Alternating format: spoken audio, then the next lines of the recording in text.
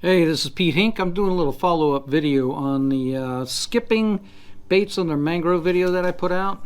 Told why it's important to skip baits and how it's going to increase your chances, especially in the Indian River Lagoon. But I didn't cover up what lures to throw, and that was the biggest question I had from a lot of viewers. So I'm going to cover that a little bit in detail. What I've been throwing mostly, a little DOA count, and this has got a weedless hook, and this has a weight on the bottom. And like I say, it's pretty easy to skip. And these hooks, if you look at this hook, it has a weight. It also has this little I don't know what you would call that, on the end of the hook where you actually twist it into the bait, and then you hook it. You can hook it up weedless. And this is my main bait that I've been throwing. It skips easy and does well, but it's not the only way you can rig this particular bait. Another way here is, this is the same one. This doesn't have a weight on it, so when you skip this underneath, I can retrieve it from underneath the mangroves on the top. I can skip it on top, more kind of like a topwater bait. But usually you got weight on it. You need a little bit of weight to really make it skip well. You can also use a jig head. Here is one on a jig head, and I think this is 1/8 ounce small jig head, but you vary your jig heads depending upon the depth of the water that you're skipping. This actually works very well also. It does have the exposed hook, so you're going to better chance of maybe hooking the mangroves. But what I do with all my hooks, I pinch the barb down. And the reason why I pinch the barb down is that when you skip these, sometimes they'll pop up, they will catch a mangrove branch, and sometimes they're just laying up. Let's say this is the branch here, and that lure will be sitting there hanging on there. If I have that barb will catch it, keeping it from going backwards. But if I don't have that barb, just a little bit of a twitch, and that thing will fall off.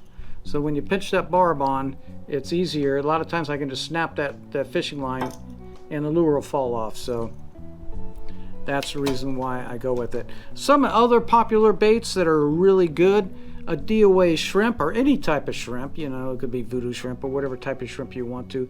These skip well underneath docks. This has been a staple around the Stewart area for many years. Is skipping under docks and mangroves is a DOA shrimp.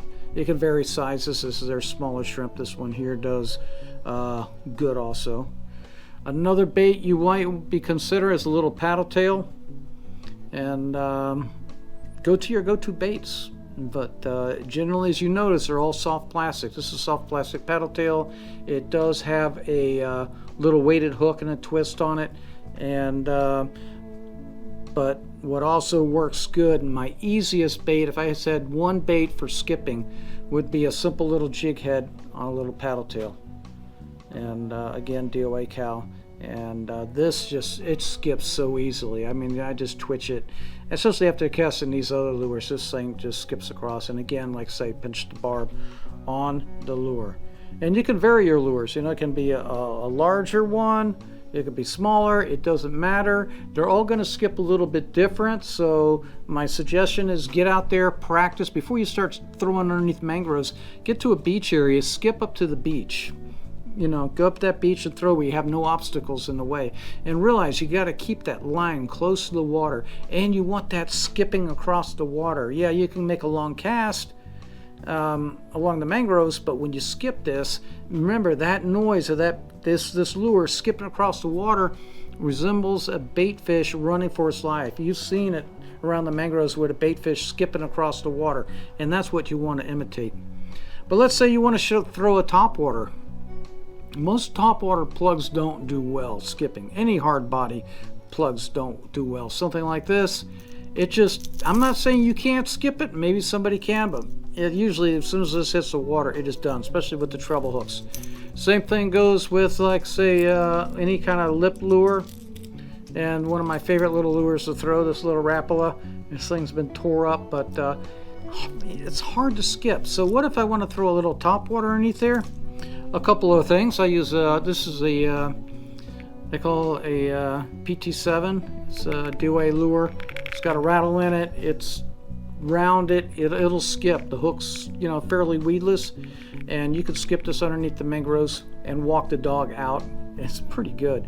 And another lure for topwater action, which is now starting to get very popular, is actually using a freshwater frog. This is one style. There's other types that float.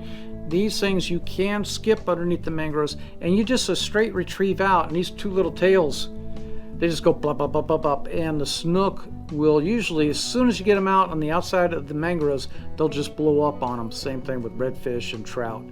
And like I say, those are my go-to lures. I mean, there's no right or wrong way to skip. If you want more details on the exactly how to skip, I kind of researched after my last video. Salt Strong has a bunch of videos on skipping underneath mangroves especially, so you might want to check them out to get more tips on actually how to do it. But once you perfect it, it's a very, very good way to catch fish.